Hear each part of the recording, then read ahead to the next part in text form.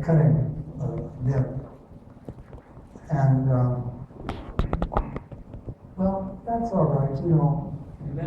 The fellow that stole them is doing a life sentence for murder, so Beausoleil. And I was very fond of him, and it's too bad that he met a bad person who influenced him, whose name Manson. That was after he left me. He was only 19 when we were together. So. And he's still doing creative work in prison. He's still releasing new albums. I recently made a new one. In California, they say it's better to let the prisoners make music or something than riot. He used his score for Lucifer Rising. Was this a way to steal something back from him after he had stolen your tin cans? No, it was to give him something to do. And him and 12 other killers were my band in prison. And I donated to the prison a Niagara tape recorder, which they kept. They said, well, we can't give it back. If you give it to the prison, it has to stay there. So the Niagara tape recorder is still in the California prison. Music's wonderful. Well, I think so too. I mean, Bobby was very talented. It's too bad that under the influence of Manson, he killed somebody named Larry Inman over some stupid drug deal that went crazy. Such a shame. I think there was a recent release of the complete recordings. It's sold out within weeks, so it's very hard to find. But it's it's a 3-album set of the complete tapes of Lucifer Rising, and so it's a wonderful piece of music.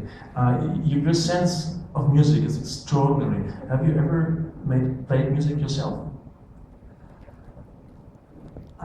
I'll leave it to somebody else, because when I was very young, my family forced me to take piano lessons because they thought it would keep me after school and give me something to do and keep me out of mischief. So it sort of turned me, so I did learn to play clairvoyant or something like that. But I'll leave the music to somebody else. Maybe you see it's not the easiest thing to do. And you got Mick Jagger to use the synthesizer so nicely on invitation of your demon brother. Yes, well that was courtesy of Jimmy Page, and he had just gotten this machine, and it was new at the time. Moog synthesizer, which is quite an interesting instrument. You used it very minimalistically. He was very careful to use it, and that's the quality of it. It's just like almost like John Cage. It's very simple. Sure. Wonderful. Are there any questions from the audience? Yeah. Cool. There is another version of Lucifer Rising using the Jimmy Page soundtrack, which was released officially a couple of weeks ago. Do you still have that version? It's only 24 minutes long, and it's different. Well, I have completely different. I do have it on tape. You still have that? Yeah.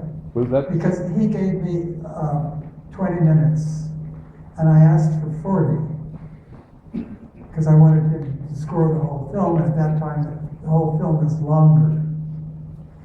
And so I had 40 minutes of images, and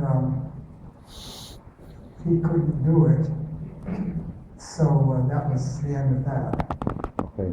And another rumor says that when you have been in France, you made a half film called L'Histoire d'Eau. Is that lost definitely, or is it also in I the made cast? a few scenes from it. And those are at the Cinémathèque Française in storage, but they're unfinished. They're separate scenes, almost like screen tests. Because the girl, you see, it's an erotic fairy tale. It has nothing to do with reality. And the girl sort of finds that she enjoys masochism and makes a kind of religion out of it. And the girl that agreed to play this turned out to be the daughter of the Minister of Finance. So he got wind of this, even though, and so it kind of stopped her participating. But I have there's a few stills of it, and she had a beautiful body. And she wasn't at all shy about playing scenes in the nude, which is a special gift.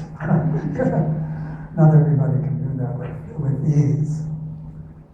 Is there footage left? Could we just restore footage? Is there film footage left that we could restore? So, like, how many minutes of film do you think would be in the vaults of the Cinémathèque Française that we could maybe? Well, it's only about 4 minutes.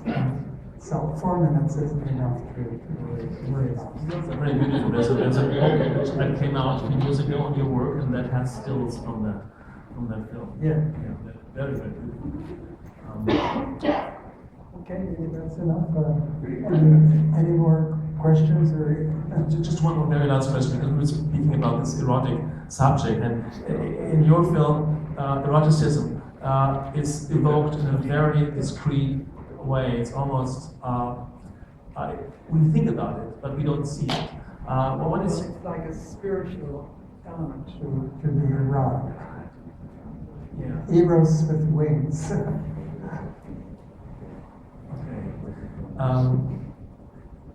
Actually, I asked for a special treat, and that's your most recent work, I suppose, that I just saw in the Monika Spruit Gallery, Spruit Magers Gallery in Berlin.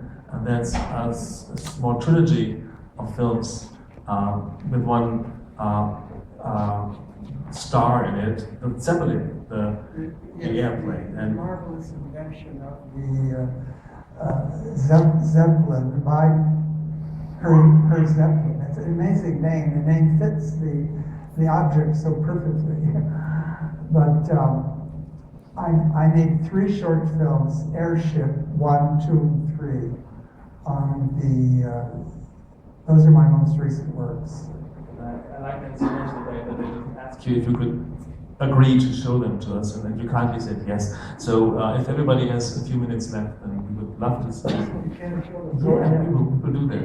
Okay. This is my favorite transportation vehicle, like a dream, which is the Zeppelin, which was a fantastic. It was an airship of the sky.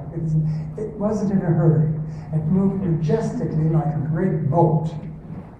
And I was 4 years old when my grandmother took me down to, I lived in Pacific Palisades, took me down to the edge of the cliff overlooking the Pacific, and she said, "Watch for the big silver fish. It is coming back." And it was the Graf Zeppelin on its world tour. And it just drifted right across this big silver, magnificent machine. And it had a wonderful purring sound, like a dozen cats purring in the motor. Have you ever flown in one? Have you ever entered one? Which is the little baby version. It must have been like having sex forever. So. It's soft. It's just a balloon really blown up. But a Zeppelin has rigid structure to it, you see. Okay, do you want to show the... Yes, we were going to show it. Okay. Thank you so much for coming.